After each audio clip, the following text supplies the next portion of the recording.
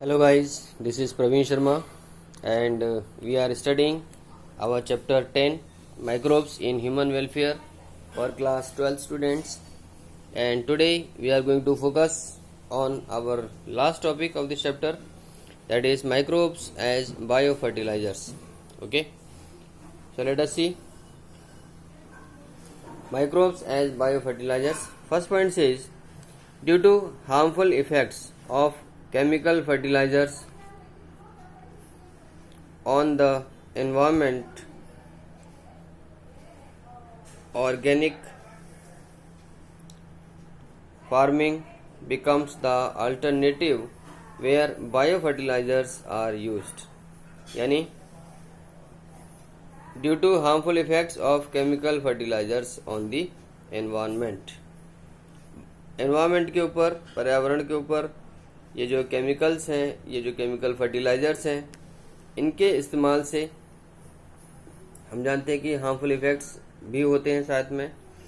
तो इनके harmful effects के कारण अब आजकल organic farming becomes the alternative.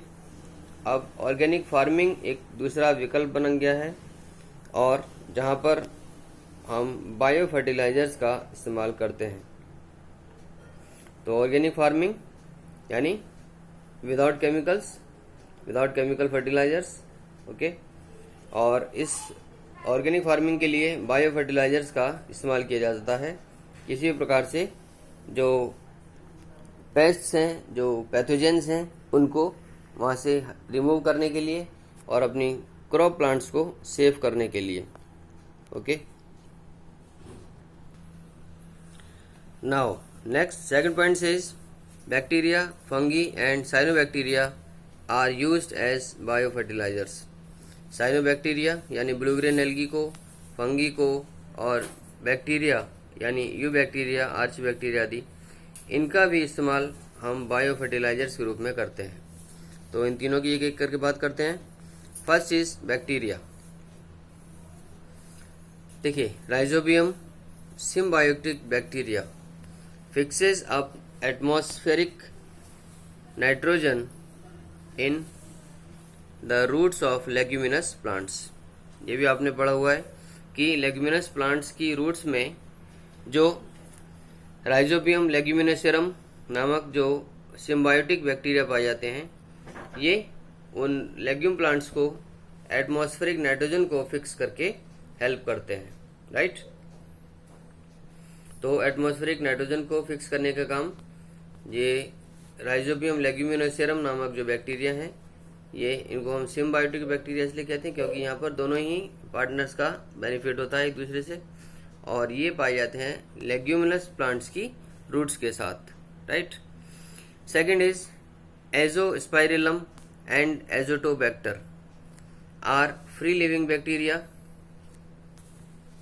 Which fix atmospheric nitrogen in the soil. अब एजोस्पाइरिलम और एजोटोबैक्टर ये भी दो फ्री लिविंग बैक्टीरिया हैं जो कि एटमॉस्फेरिक नाइट्रोजन को सॉइल में फिक्स करते हैं ताकि प्लांट्स उसको यूटिलाइज कर सके। ओके, तो एजोटोबैक्टर और एजोस्पाइरिलम वगैरह भी फ्री लिविंग बैक्टीरिया हैं ये, और ये एटमॉस्फेरिक नाइट्रोजन को फिक्स करके सॉइल में प्लांट्स को प्रोवाइड कराते हैं। और इसके साथ कई एग्जाम्पल और भी हैं। Now next topic comes fungi. Fungi means members of genus Glomus. जो Glomus genus के members हैं जो fungi, they live in plant roots to form mycorrhiza। देखिए, fungi जो कि Glomus genus के members होते हैं, वो हायर प्लांट्स की रूट्स में एसोसिएट होके माइकोराइजा नामक एक एसोसिएशन फॉर्म करते हैं। Then fungi absorb phosphorus from soil and provide it to the plant. Fungi soil से फॉस्फोरस जो एलिमेंट है, फॉस्फोरस मिनरल को एब्जॉर्ब करते हैं और प्लांट को प्रोवाइड करते हैं। Plant also becomes resistant to pathogens and tolerant to salinity and drought.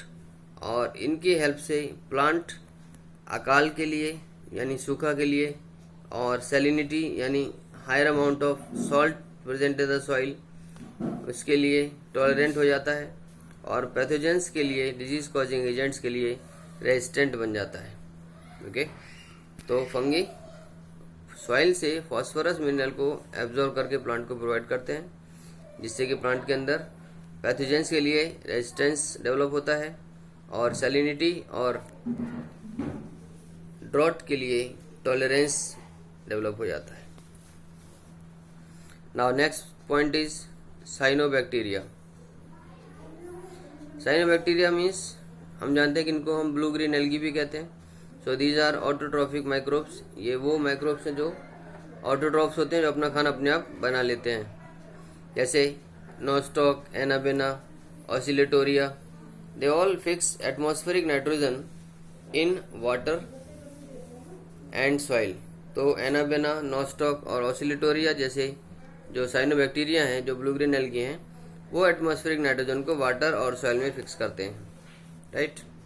Next point is cyanobacteria are added to soil to increase its fertility. और साइनोबैक्टीरिया को सॉइल में ऐड किया जाता है सॉइल की फर्टिलिटी को बढ़ाने के लिए। So guys, this was the last topic of this chapter number 10, microbes in human welfare, and for next class, for next chapter, we will be discussing something more interesting. So till then, keep watching videos, keep sharing and liking videos, and keep studying honestly. Stay home, stay safe. Thank you. God bless you.